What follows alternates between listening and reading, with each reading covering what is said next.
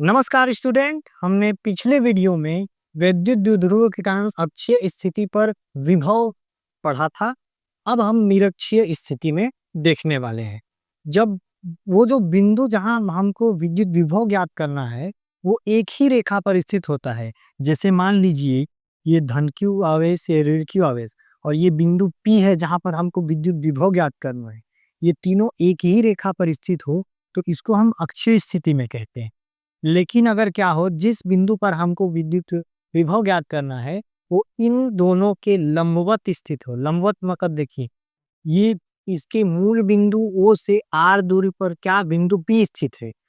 देखिए, धन q आवेश है जो कि बिंदु A पर है, ऋण q आवेश है जो कि बिंदु B पर है और इनके मूल बिंदु O से R दूरी पर एक बिंदु P स्थित है जिस पर हमको विद्युत विभव ज्ञात करना है। तो लंबवत स्थित हो। देखिए इधर 90 डिग्री बन रहा है, यही तो लंबवत होता है, और इधर भी 90 डिग्री बन रहा है, तो दोनों के लंबवत हुआ ना। और इनके बीच की दूरी क्या है, 2L।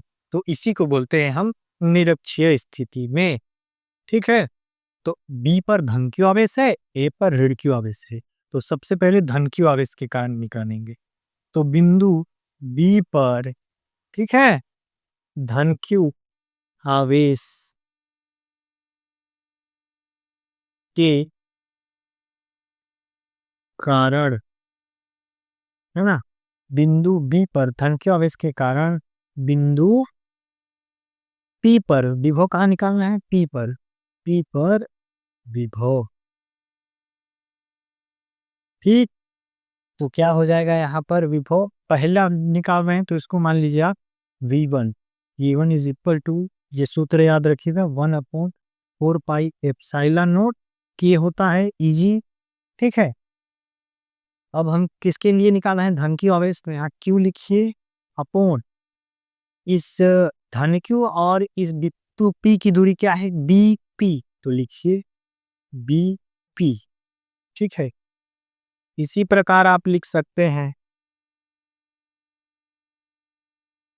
बिंदु A पर स्थित, A पर स्थित ऋण Q आवेश के कारण बिंदु,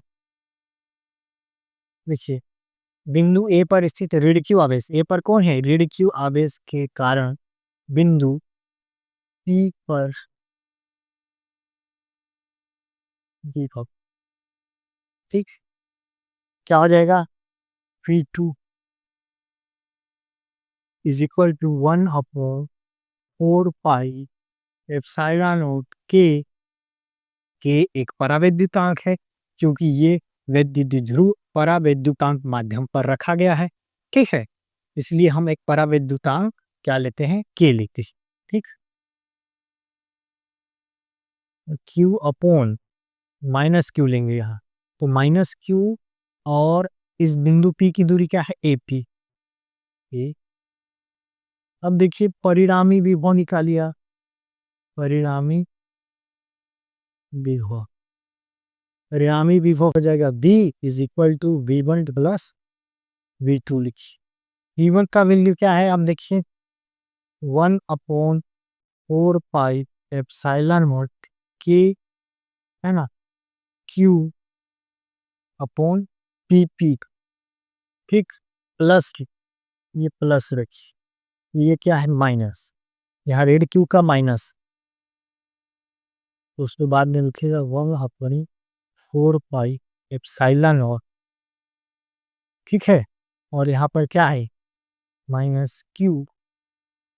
ये अब देख सकते हैं, ये देखिए ये पूरा टर्म बुरे बुरे में, तो ये माइनस और ये प्लस, तो प्लस इंटू माइनस क्या हो जाता है, माइनस। तो यहाँ पर हम डायरेक्ट क्या लिख देते हैं, माइनस लिख देते हैं।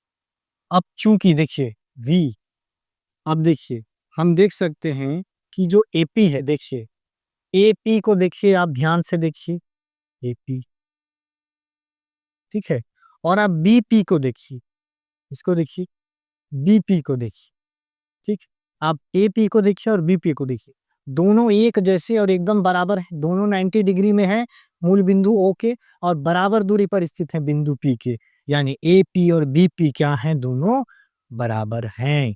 अब जब दोनों बराबर हो जाएंगे यहाँ पर, बाकी वैल्यू तो सेम है, बाकी वैल्यू सेम है, देखिए 1/4 पाई एप्सिलॉन नॉट के, 1/4 पाई एप्सिलॉन नॉट के क्यू क्यू, और ये भी अगर बराबर हो जाए तो ये क्या हो जाएगा, अब बराबर वैल्यू है दोनों, तो सेम वैल्यू में सेम वैल्यू, जैसे 2 से आप 2 को घटाई देते क्या मिलेगा, 0, तो बाकी सेम है, और ये भी बीपी और एपी भी क्या हो जाएंगे, बराबर हो जाएंगे।